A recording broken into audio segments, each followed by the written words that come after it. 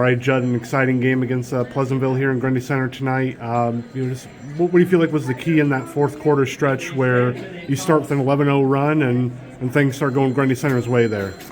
I mean, first off, I got to give all glory to God. I'm trying to just glorify Him out there, and all the talents and gifts that I have are because of Him. We going into that fourth quarter, I think we were down 5. Just knew that it was going to start on the defensive end. I think that's something that we worked on a lot throughout this week. I think that having that week off is kind of tough when you're in the regular season, used to playing the game every other day or so. So knocked some really rust off, and credit to them for making a ton of shots. So we just knew that it was going to get one stop at a time, one rebound, and then one score. And just that one possession at a time mindset and all playing for each other makes it a really fun ending. What do you feel like was really the key to limit what Pleasantville was trying to do from the outside there? I mean, credit to Coach Thomas for mixing it up for us. Like I said, we spent a lot of this last week on the defensive end working, just communication, switching up between man and zone and press and half court. And I think that just changing it up and just trying to get, like I said, one stop at a time, whatever kind of method we had to use there.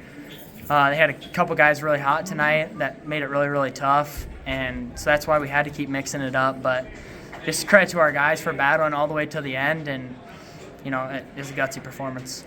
And what was it like to just kind of be able to battle inside and try to look for those tough points, those 3-point plays? What was the key to getting some momentum there, especially in the second half? Yeah, I mean, credit to their big guys. They know their role. They might not put up a bunch of points or fill up the stat sheet, but they work really, really hard, both the one that starts and the one off the bench, and they made it tough. And really credit to Ryder for working really hard down there. Like I said, rebounding was just as important as getting a stop on the defensive end.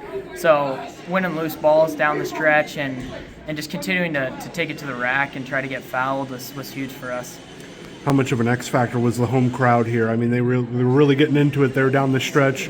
How much of the guys just feed off of that, and how much does that make a difference versus like a neutral court kind of situation? Yeah, I mean, that's absolutely huge. I think from the bench, first off, that's also I credit Coach Thomas for harping on them to stay in it the whole time, and Coach Besh working on them too, and the student section and just the crowd in general. I think that was a huge part in the game.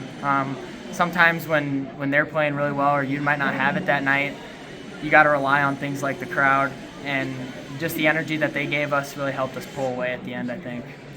And I imagine it will also be a kind of a huge factor on Tuesday with Van Meter coming to town, a perennial powerhouse when it comes to basketball, no matter what their record is. What's kind of the mindset going into a matchup like that? Yeah, I mean, absolutely a really good team. Gonna do our best to dig into the film and the kind of short gap we have here, quick turnaround, and just scout them the best we can, get ready, body-wise, get ready for both of us, and just know that it's got to take our best again. So got to refuel up. And just good to knock off the rust and get going again here in the postseason? Yeah, for sure. I mean, not playing a game, like I said, not playing a game for a while, it makes a difference, I think, and kind of that second half or towards the end, we just kind of started to knock the rust off, and, only so much you can replicate in practice, so it was nice to get back out there again.